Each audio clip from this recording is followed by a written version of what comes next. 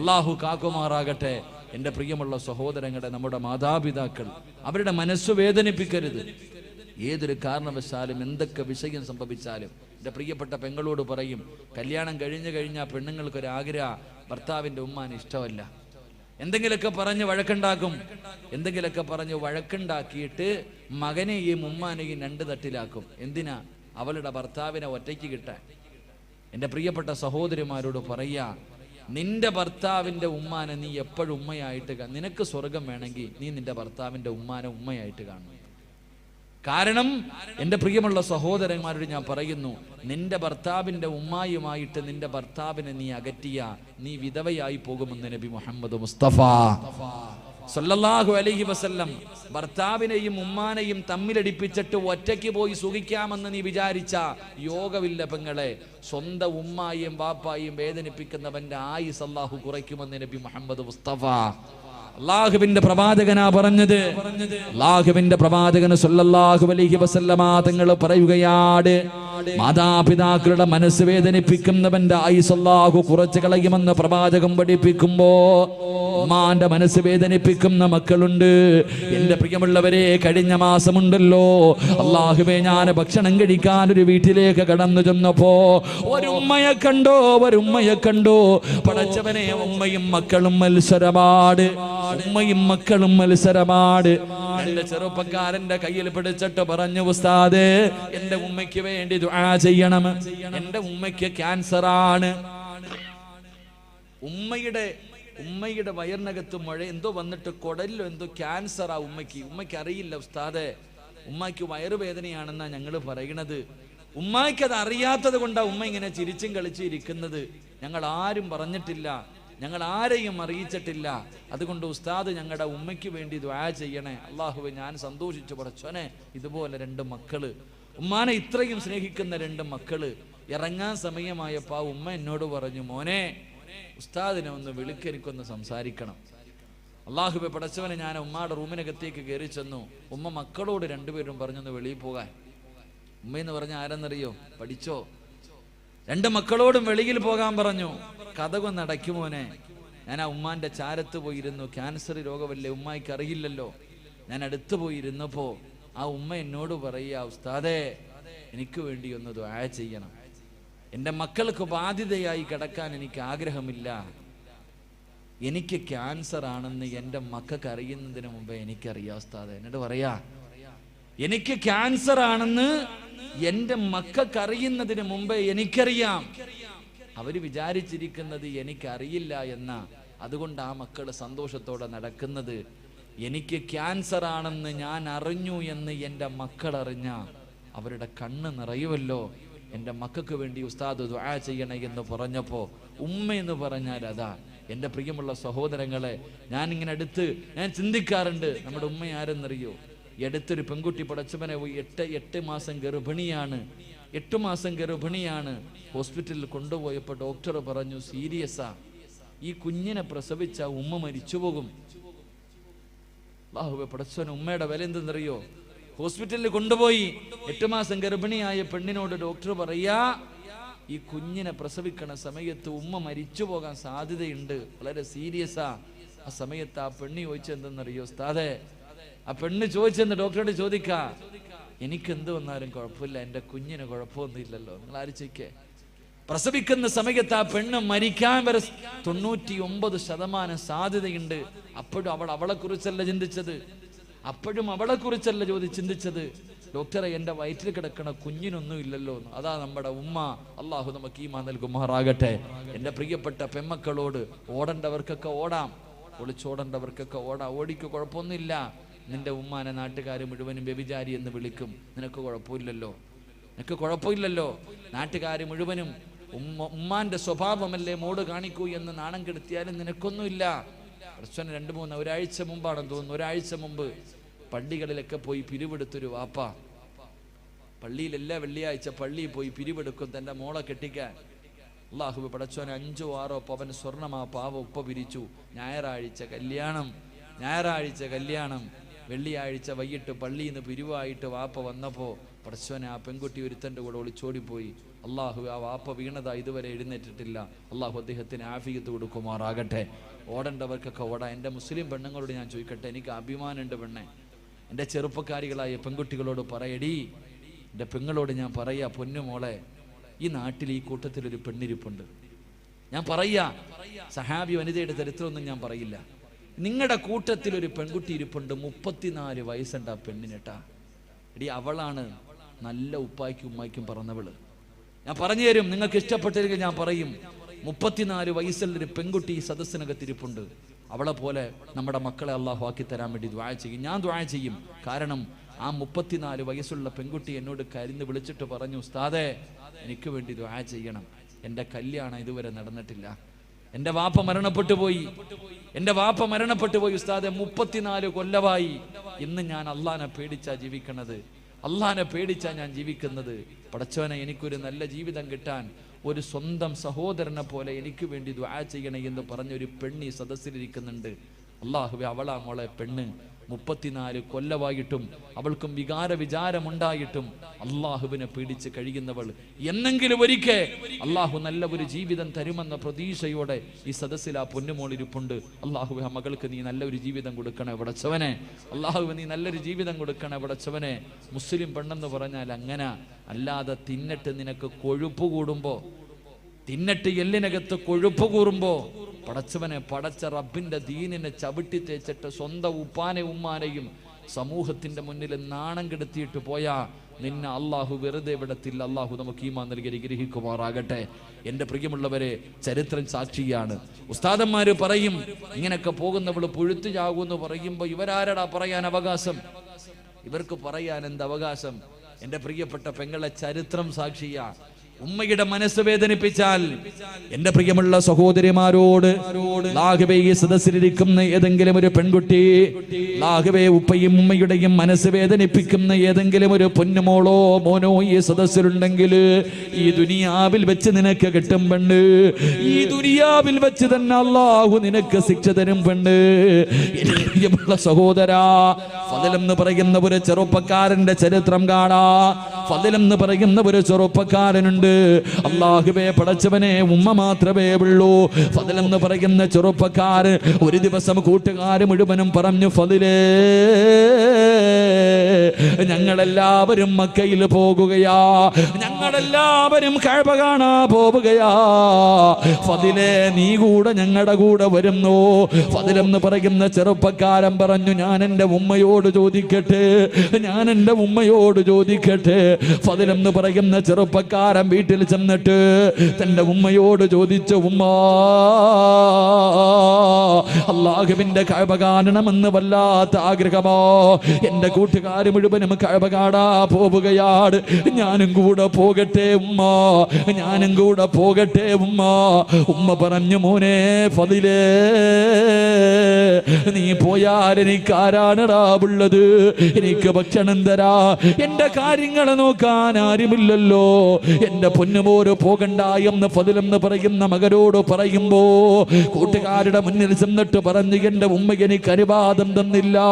കൂട്ടുകാർ മുഴുവനും കളിയാക്കുകയാണ്. അല്ലാഹുവിന്റെ കഅബ കാണാൻ പോലും നിന്റെ ഉമ്മ നിനക്ക് അനുവാദം തരുന്നില്ലല്ലോ. കൂട്ടുകാർ മുഴുവനും കളിയാക്കിയിട്ട് അവിടെ നിന്ന് നടന്നു പോവുകയാണ്. ഫദൽ എന്ന് പറയുന്ന ചെറുപ്പക്കാരൻ തന്റെ വീട്ടിലേക്ക് കടന്നു വന്നു. പിന്നെയും ഉമ്മയോട് ചോദിച്ചു, ഉമ്മ, അല്ലാഹുവിന്റെ കഅബ കാണാ പോകട്ടെ? ഉമ്മ പറഞ്ഞു, വേണ്ട മോര്. ഫദൽ എന്ന് പറയുന്ന ചെറുപ്പക്കാരന് വല്ലാത്ത ദേഷ്യം തോന്നി. അവസാനം ഉമ്മയുടെ അനുവാദം ചോദിച്ചില്ല. കഅബയിലേക്കല്ലേ പോകുന്നത്, അല്ലാഹുവിന്റെ ഭവനത്തിലേക്കല്ലേ പോകുന്നത്. ഫദൽ എന്ന് പറയുന്ന ചെറുപ്പക്കാരന് തന്റെ ഉമ്മയുടെ അനുവാദം ചോദിക്കാതെ വീട് വിട്ടിറങ്ങുകയാ. മക്കയിലേക്ക് കഅബ കാണാ പോവുകയാ. ഇങ്ങനെ പോകുമ്പോ മനസ്സിനകത്തൊരു സമാധാനമില്ല. കൂട്ടുകാരുടെ കൂടെ എത്താനും കഴിയുന്നില്ല. ഉമ്മയുടെ പൊരുത്തമില്ലാതാണ് ഇറങ്ങി വന്നത്. മനസമാധാനം കിട്ടാതെ വന്നപ്പോ അവിടെ നിന്ന് ചിന്തിച്ചു, അല്ലാ ഒന്ന് രണ്ടരക്കത്ത് നിസ്കരിക്കാമല്ലോ പടച്ചവര്, നിസ്കരിച്ചാ മനസമാധാനം കിട്ടുമല്ലോ. ഫദ്ലെന്ന് പറയുന്ന ചെറുപ്പക്കാരന് ഒളിവെടുത്തിട്ട് പള്ളിക്കകത്ത് കയറിയിട്ട് രണ്ടരക്കത്ത് നിസ്കരിക്കുകയോ. നിസ്കാരം കഴിഞ്ഞിട്ട് വെളിയിലേക്ക് ഇറങ്ങുമ്പോ നാട്ടുകാര് മുഴുവനും പള്ളിയിലേക്ക് ഓടി വരികയാണ്. കാരണം എന്തെന്നറിയുമോ? ആ നാട്ടില് വലിയ ഒരു മോഷണം നടന്നു. കള്ളനോടിയത് പള്ളിയുടെ ഭാഗത്തേക്കാട്. ഫദ്ലെന്ന് പറയുന്ന ചെറുപ്പക്കാരനാണ് കള്ളനെന്ന് കരുതിയിട്ട് നാട്ടുകാര് മുഴുവനും തല്ലുകയോ, കൈകാല് കെട്ടുകയാണ്. എന്നിട്ട് എന്തേ ചെയ്തതെന്നറിയുമോ? ഇവന് ഒരിക്കലും മോഷ്ടിക്കാൻ പാടില്ല. ഇനി ഒരിക്കലും ഇവന് മോഷ്ടിക്കാൻ പാടില്ല. രണ്ട് കൈയും വെട്ടിമുറിക്കുകയാ, രണ്ട് കാലും വെട്ടിമുറിക്കുകയാ, രണ്ട് കണ്ണും ചൂടുന്നെടുക്കുകയോ. ഇവന് ഒരിക്കലും ഇനി മോഷണം നടത്താൻ പാടില്ല. അവന്റെ കണ്ണ് ചൂടുന്നെടുത്തു, കൈകാലുകളെ വെട്ടിമുറിച്ചു. എന്നിട്ടൊരു കമ്പിന്റെ മുകളിൽ കെട്ടിയിട്ട് ഇങ്ങനെ കൊണ്ടുപോകുമ്പോ ജനങ്ങൾ വിളിച്ചു, കള്ളാ. എല്ലാവരും കള്ള എന്ന് വിളിച്ച് കളിയാക്കുമ്പോ പറയുന്ന ചെറുപ്പക്കാർ, ഫദ്ലെന്ന് പറയുന്ന ചെറുപ്പക്കാർ അവിടെ നിന്ന് കരഞ്ഞുകൊണ്ട് വിളിച്ചു പറഞ്ഞു, എന്നെ കള്ള എന്ന് വിളിക്കല്ലേ, എന്നെ കള്ള എന്ന് വിളിക്കല്ലേ. ഞാൻ കള്ളരല്ല. എന്റെ ഉമ്മയുടെ മനസ്സ് വേദനിപ്പിച്ചത് അല്ലാഹു എനിക്ക് തന്ന ശിക്ഷയാ. എന്റെ ഉമ്മയുടെ മനസ്സ് വേദനിപ്പിച്ചതൊരു പടച്ചറപ്പ് എനിക്ക് തന്ന ശിക്ഷയാ. എന്റെ പെങ്ങള് അവസാനം കൊണ്ടുവന്ന് മരുഭൂമിയിൽ വലിച്ചെറിയുകയോ. അവിടെ നിന്ന് മരണത്തോട് മല്ലടിക്കുമ്പോ ഫദ്ലെന്ന് പറയുന്ന ചെറുപ്പക്കാരൻ ആ മരുഭൂമിയിൽ കിടന്ന് യാചിക്കുന്നു, ആരെങ്കിലും എന്റെ ഉമ്മയുടെ മുന്നിലൊന്ന് കൊണ്ടുപോകുവോ? മരിക്കുന്നതിന് മുമ്പ് എന്റെ ഉമ്മയുടെ വീടിന്റെ മുന്നിൽ എന്നെയൊന്ന് കൊണ്ടുപോകുവോ? ഒന്ന് പൊരുത്തം ചോദിക്കാരാ, എന്റെ ഉമ്മയോടൊന്ന് പൊരുത്തം ചോദിക്കാരാ. മരണത്തിന്റെ വേളയിൽ പടച്ചവരെ വഴിയിൽ കിടന്ന് യാചിക്കുന്നത് കണ്ടപ്പോ ഏതോ യാത്രക്കാര് പറഞ്ഞ അടയാളം വെച്ചൊരു വീടിന്റെ മുന്നിൽ കൊണ്ടുവന്ന് വെക്കുകയാണ്. വീടിന്റെ മുന്നിൽ കൊണ്ടുവച്ചു. പടച്ചറപ്പേ, വാതില് തുറന്നിട്ടൊരു ഉമ്മ ഇറങ്ങി വരികയാണ്. ആ യാത്രക്കാര് ചോദിച്ചു, ഉമ്മ, ഈ കിടക്കുന്ന ചെറുപ്പക്കാരനെ അറിയുമോ ഉമ്മ? ഈ ചെറുപ്പക്കാരനെ അറിയുമോ ഉമ്മ? ആ ഉമ്മ നോക്കുമ്പോ കൈയില്ലാതെ, കണ്ണില്ലാതെ, കാലില്ലാതെ രക്തത്തിൽ കുളിച്ച് കിടക്കുന്ന ഒരു ചെറുപ്പക്കാരൻ. ആരാണെന്നറിയുന്നില്ല. ആ ഉമ്മ പറഞ്ഞു, മക്കളെ, ഇതാരാണെന്ന് എനിക്കറിയില്ല എന്ന് പറയുമ്പോ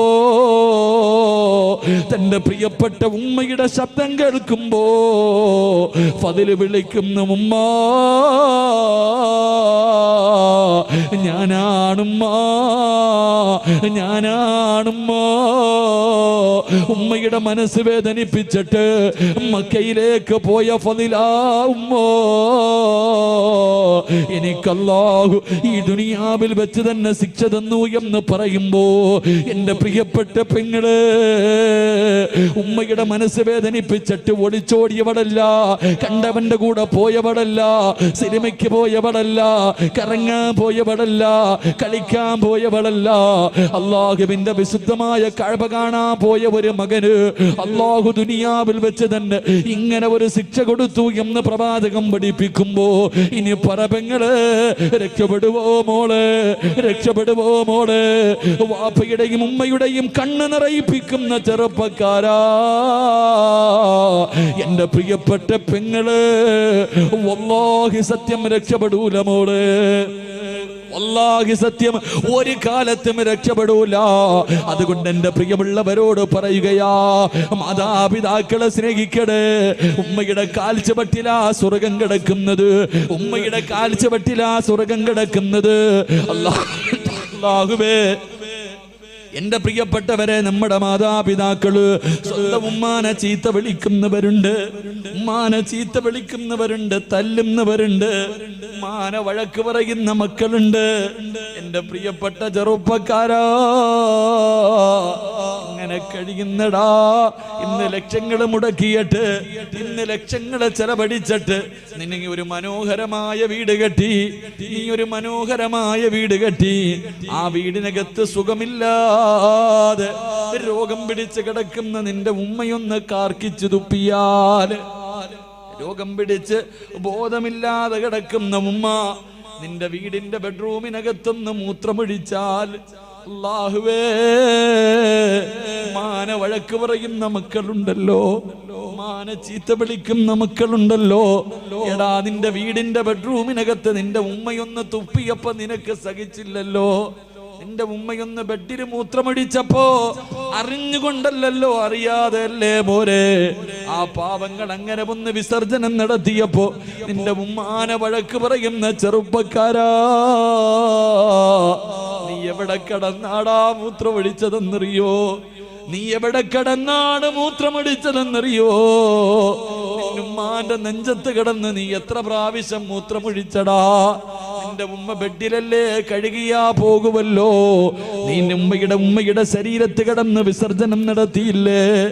നീ നിന്റെ ഉമ്മ നിന്റെ വീട്ടിലെന്ന് തുപ്പിയപ്പോ നിനക്ക് വല്ലാത്ത ദേഷ്യം വന്നോ? എത്ര പ്രാവശ്യം നിന്റെ ഉമ്മയുടെ മുഖത്തുകൂടെ നീ ഛർദിച്ചടാ? ഉമ്മ വഴക്ക് പറഞ്ഞില്ലല്ലോ. സ്നേഹത്തോടെ കെട്ടിപ്പിടിച്ചതല്ലാതെ നിന്റെ ഉമ്മ ഇന്ന് വരെ നിന്നോടൊന്ന് ദേഷ്യപ്പെട്ടിട്ടുണ്ടോ? ഒരു വഴക്ക് പറഞ്ഞിട്ടുണ്ടോ? ആ പാവപ്പെട്ട ഉമ്മയുടെ ഇന്നത്തെ അവസ്ഥ എന്ത് ചെറുപ്പക്കാരാ? മോനെ, എങ്ങനെ കഴിയുന്ന ചെറുപ്പക്കാരാ? എത്ര വേദന സഹിച്ചിട്ടുണ്ടാകും മോര്. 9.5 മാസക്കാലം ആ ഉമ്മയല്ലേടാ വയറ്റത്ത് ചുമന്നുകൊണ്ട് നടന്നത്. ഒന്ന് ഭക്ഷണം കഴിക്കാൻ കഴിയില്ലല്ലോ, ഒന്ന് നടക്കാൻ കഴിയില്ലല്ലോ, ഒന്ന് കിടക്കാൻ കഴിയില്ലല്ലോ. പടച്ചിറപ്പേ, 9.5 മാസക്കാലം നിന്നെ വയറ്റിൽ ചുമന്നുകൊണ്ട് നടന്നു. മരണവേദനയുടെ വേദനയിൽ നിന്ന് പ്രസവിച്ചു. നിന്നെ പാല് തന്നിട്ട് നിന്നെ ഇത്രയും കൊല്ലം പോറ്റി വളർത്തിയില്ലേടാ? നിനക്കെങ്ങനെയാ നിന്റെ ഉമ്മയുടെ മനസ്സ് വേദനിപ്പിക്കാൻ കഴിയുന്നത്? വാപ്പയെ വേദനിപ്പിക്കാൻ കഴിയുന്നത്? കുത്തുവാക്ക് പറയാൻ കഴിയുന്നത്? എന്റെ പ്രിയമുള്ള ചെറുപ്പക്കാരാ, ഉമ്മയെ സ്നേഹിക്കുമോരെ, വാപ്പയെ സ്നേഹിക്കുമോരെ. അവര് മരിക്കുന്ന കാലം വരെ നോക്കിയാ പോര്. അവരുടെ പൊരുത്തമില്ലെങ്കിൽ നിനക്ക് രക്ഷപ്പെടാൻ കഴിയില്ല ചെറുപ്പക്കാരാ. അല്ലാഹുവേ, ഉമ്മയ്ക്ക് അല്ലാഹുവേ, പടച്ചവനെ, ഞങ്ങളുടെ ജീവിച്ചിരിക്കുന്ന മാതാപിതാക്കൾക്ക് നീ ആഫിയത്തും ദീർഘായുസ്സും നൽകണേ അല്ലാ. അല്ലാഹുവേ, പടച്ചവരെ, രോഗം പിടിച്ചിട്ട് വേദന സഹിക്കാൻ കഴിയാതെ വീടിനകത്ത് കിടന്ന് കരയുന്നത് കാണേണ്ട അവസ്ഥ തരല്ലേ അല്ലാ. അല്ലാഹുവേ, മരണപ്പെട്ടു പോയി ഞങ്ങളുടെ വാപ്പയുടെയും ഉമ്മയുടെയും ഖബർ നീ സ്വർഗ്ഗ പൂങ്കാവനമാക്കണേ അല്ലാ. അവരുടെ ഖബർ വിശാലമാക്കണേ റബ്ബേ. അല്ലാഹുവേ, സ്വർഗ്ഗത്തിന്റെ കവാടം അവരുടെ ഖബറിനകത്ത് തുറന്നു കൊടുക്കണേ അല്ലാ. അല്ലാഹുവേ, ഞങ്ങളെയും കാത്ത് സ്വർഗ്ഗത്തിന്റെ കവാടത്തിന്റെ മുന്നിൽ ഞങ്ങളുടെ മാതാപിതാക്കളെ കാത്തു നിൽക്കണേ അല്ലോ. അവരെ സ്വർഗ്ഗത്തിൽ കൊണ്ടുപോകുന്ന മക്കളായി ഞങ്ങളെ നീ സ്വീകരിക്കണേ റബ്ബേ. ഈ സദസ് അതിനൊരു സബബാക്കണേ അല്ലാ. സംഘാടകരെ ബക്കറ്റുമായിട്ട് നിങ്ങളുടെ മുന്നിലേക്ക് വരികയാ. മനസ്സറിഞ്ഞിട്ടൊരു സദക്ക നിങ്ങൾക്ക് വേണ്ടിയല്ല, നിങ്ങൾക്ക് വേണ്ടിയല്ല, നിങ്ങൾക്ക് ജന്മം നൽകിയ നിങ്ങളുടെ വാപ്പയ്ക്കും ഉമ്മയ്ക്കും വേണ്ടി. അല്ലാഹുവേ, 10-25 പെൺകുട്ടികളുടെ കല്യാണം നടത്തുന്ന സംഘാടകരാ, നിങ്ങളുടെ മുന്നിലേക്ക് വരുമ്പോൾ നിന്റെ ഉമ്മാനെ നിനക്ക് ഓർമ്മ വരണം, നിന്റെ ഉപ്പാനെ നിനക്ക് ഓർമ്മ വരണം. മരിച്ച് കബറിൽ കിടക്കുന്ന ആ പാവങ്ങളുടെ ഖബറിനകത്ത് ഇന്ന് സ്വർഗത്തിന്റെ കവാടം തുറക്കണമെന്ന ഒരു നിയത്തോടെ ഒരു ജാരിയായ സദക്ക. ബിസ്മില്ലാ, എല്ലാവരും കൈകൊണ്ടെടുത്തോ. ബിസ്മില്ലാ. സല്ലല്ലാഹു അലാ മുഹമ്മദ് സല്ലല്ലാഹു അലൈഹി വസല്ലം. സല്ലല്ലാഹു അലാ മുഹമ്മദ് സല്ലല്ലാഹു അലൈഹി വസല്ലമ. അല്ലാഹുമ്മ സ്വല്ലി അലാ മുഹമ്മദ് യാ റബ്ബി സ്വല്ലി അലൈഹി വസല്ലമ. അല്ലാഹുവേ, ആരെല്ലാം സദഖ കൊടുക്കുന്നു അല്ലാഹുവേ, മാതാപിതാക്കളുടെ പൊരുത്തം നൽകി അനുഗ്രഹിക്കണേ പടച്ചവനെ. ജീവിച്ചിരിക്കുന്നവർക്ക് ആഫിയത്തും ദീർഘായുസ്സും നൽകണേ റഹ്മാനെ. മരണപ്പെട്ടവരുടെ ഖബറിടം നീ വിശാലമാക്കണേ അല്ലാ. ഖബറിനകത്ത് കിടന്നിട്ട് ഞങ്ങളുടെ വാപ്പയും ഉമ്മയും ഞങ്ങൾക്ക് വേണ്ടി ദുആ ചെയ്യണേ പടച്ചവനെ. ഈ സദഖ അതിനൊരു സബബാക്കണേ അല്ലാ. അല്ലാഹു കബൂലാക്കുമാറാകട്ടെ. ഞാൻ നിർത്തുകയാ. എൻ്റെ പ്രിയമുള്ള സഹോദരങ്ങളെ, മാതാപിതാക്കളെ സ്നേഹിക്കുന്ന മകൻ അല്ലാഹു കൊടുക്കുന്ന പ്രതിഫലം എന്തെന്നറിയോ? വാപ്പയെയും ഉമ്മയെയും സ്നേഹിക്കുന്ന മക്കൾക്ക് അല്ലാഹു കൊടുക്കുന്ന പ്രതിഫലം മഹാനായ നബി മുഹമ്മദ് മുസ്തഫ സല്ലല്ലാഹു അലൈഹി വസല്ലമ തങ്ങൾ അല്ലാഹുവിൻ്റെ പ്രവാചകൻ സ്വർഗത്തിലൂടെ കടന്നു പോകുമ്പോൾ, അല്ലാഹുവിൻ്റെ പ്രവാചകൻ സല്ലല്ലാഹു അലൈഹി വസല്ലമ തങ്ങൾ സ്വർഗത്തിലൂടെ കടന്നു പോകുമ്പോൾ ഒരു സ്വഹാബി സ്വർഗത്തിന്റെ മധ്യഭാഗത്തൊരു കൊട്ടാരത്തിനകത്തിരുന്ന് ഖുർആൻ ഓതുകയാണ്. കൊട്ടാരത്തിന്റെ മധ്യഭാഗത്ത് ഉയരമുള്ള ഒരു സ്ഥലത്തിരുന്നിട്ടൊരു സഹാബി ഇങ്ങനെ ഖുർആൻ ഓതുന്നു. എല്ലാവരും ആ ഖുർആൻ ഓതുന്നത് ഇങ്ങനെ കേട്ടുകൊണ്ടിരിക്കുക. അള്ളാഹുവിന്റെ പ്രവാചകൻ സല്ലല്ലാഹു അലൈഹി വസല്ലമ തങ്ങൾ ചോദിച്ചു, ആരാ ഈ സ്വർഗത്തിലിരുന്ന് ഖുർആൻ ഓതുന്ന ഈ ചെറുപ്പക്കാരൻ ആരാ? അവിടെ നിന്ന് പറഞ്ഞു കൊടുത്തു മഹാനായി നബി സല്ലല്ലാഹു അലൈഹി വസല്ലമ തങ്ങൾ. ആയിഷ ബീബി റളിയല്ലാഹു തആല അൻഹയോട് ചരിത്രം പറഞ്ഞു കൊടുക്കുമ്പോൾ ആയിഷ ബീബി റളിയല്ലാഹു തആല അൻഹ ചോദിച്ചു, ആരാ നബിയേ സ്വർഗത്തിലിരുന്ന് ഖുർആൻ ഓതുന്ന ചെറുപ്പക്കാരൻ ആടാ? അവിടെ നിന്ന് പറഞ്ഞു, ഹാരിസ് ഇബ്നു നുഅ്മാൻ റളിയല്ലാഹു തആല അൻഹു. ഹാരിസ് ഇബ്നു നുഅ്മാൻ എന്ന് പറയുന്ന ചെറുപ്പക്കാരനാ.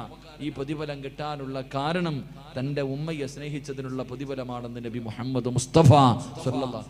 സ്വർഗത്തിലിരുന്ന് ഖുർആൻ ഓതാൻ പറ്റുന്ന സ്വർഗത്തിലെ ഉയർന്ന പദവി അല്ലാഹു നൽകും. അല്ലാഹു നൽകി അനുഗ്രഹിക്കുമാറാകട്ടെ. അതുകൊണ്ട് എൻ്റെ പ്രിയപ്പെട്ട സഹോദരങ്ങളോട് സഹോദരിമാരോട് നമ്മുടെ ഉമ്മാനെയും ഉപ്പാനെയും ഒരു കാലത്തും അവരുടെ മനസ്സ് വേദനിപ്പിക്കരുത്. അവരുടെ കണ്ണ് നിറയുന്ന ഒന്നും ചെയ്യാൻ പാടില്ല. അവർ നമ്മളെ എന്തൊക്കെ ചെയ്താലും എത്ര തല്ലിയാലും. ചില ചെറുപ്പക്കാർ ചോദിക്കും, ഉമ്മയുടെ സ്വഭാവം വളരെ മോശമാ ഉസ്താദെ, എന്ത് ചെയ്യാനാ? എന്ത് ചെയ്താലും നമ്മുടെ ഉമ്മ തന്നെയാണ്. ഉമ്മയ്ക്ക് പകരം വെക്കാൻ ഒന്നും കഴിയില്ല. അള്ളാഹു നമ്മുടെ ഉമ്മയ്ക്ക് ദീർഘായുസ് നൽകി അനുഗ്രഹിക്കുമാറാകട്ടെ. നമ്മുടെ ഉമ്മയ്ക്ക് എല്ലാവർക്കും ഉമ്മയോട് വല്ലാത്ത സ്നേഹമാണ്. എൻ്റെ പ്രിയപ്പെട്ട സഹോദരിമാരോട്, എൻ്റെ പ്രിയപ്പെട്ട സഹോദരങ്ങളോട്, എൻ്റെ പ്രിയപ്പെട്ട കൊച്ചുമക്കളോട്, എൻ്റെ പ്രിയപ്പെട്ട ഉമ്മമാരോട് പറയുക, നിങ്ങളുടെ മക്കൾ വഴിപിടയ്ക്കാനുള്ള കാരണം നിങ്ങൾ തന്നെയാണ്. നിങ്ങളുടെ അടുത്ത് ഞാൻ വയലിന് വന്നപ്പോൾ ഒരു കുട്ടിയെ വളർത്താനുള്ള വഴികൾ മുഴുവനും ഞാൻ പറഞ്ഞു തന്നു. അവിടെ നിന്ന് 10 മണിക്ക് വയൽ അവസാനിപ്പിക്കേണ്ടി വന്നു. എങ്ങനെ ആദ്യം ദുആ ചെയ്യണം, നല്ല പെണ്ണിൻ്റെ വയറ്റിലെ നല്ല മക്കൾ പിറക്കൂ. വിവാഹത്തിന് മുമ്പുള്ള കുറേ കാര്യങ്ങൾ പറഞ്ഞു. പ്രസവം വരെ ഞാൻ പറഞ്ഞിട്ടാണ് നിർത്തിയത്. പക്ഷെ ഒരു കാര്യം പറയാനുള്ള സമയം അവിടെ കിട്ടിയില്ല. എൻ്റെ പ്രിയമുള്ള സഹോദരങ്ങളെ, ഈ അടുത്തുള്ള കാര്യങ്ങൾ നിങ്ങൾ ചിന്തിച്ച് നോക്ക്.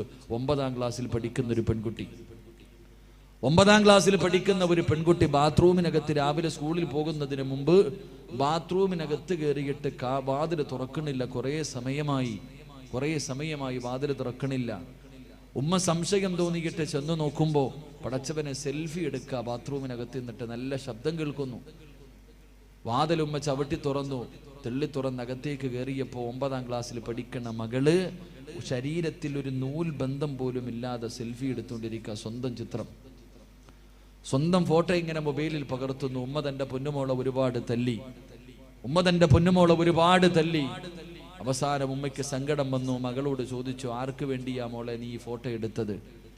ആ സമയത്ത് 9ാം ക്ലാസ്സിൽ പഠിക്കുന്ന മകള് പറഞ്ഞു കൊടുത്തൊരു മറുപടിയുണ്ട്. എൻ്റെ ക്ലാസ്സിൽ 33 കുട്ടികൾ പഠിക്കുന്നുണ്ട്. ആ 33 പെൺകുട്ടികളിൽ 26 പേരും അവരുടെ നഗ്നചിത്രം എടുത്തുകൊണ്ടുവന്ന് കൂട്ടുകാരെ മുഴുവനും കാണിച്ചു. ഇന്ന് കൊണ്ടുപോകേണ്ടത് ഞാനാ. എൻ്റെ കൂട്ടുകാരെ കാണിക്കാൻ വേണ്ടിയാണ് ഞാൻ ഇതെടുത്തത് എന്ന് ആ പൊന്നുമോള് പറയുമ്പോൾ, എൻ്റെ പ്രിയമുള്ളവരെ, ഇന്നത്തെ മക്കളുടെ അവസ്ഥ എവിടെ എത്തി നിൽക്കുന്നു? കാസർഗോഡ് ജില്ലയിൽ 31 വയസ്സുള്ളൊരു സഹോദരി പെട്ടെന്ന് ഗർഭിണിയായി.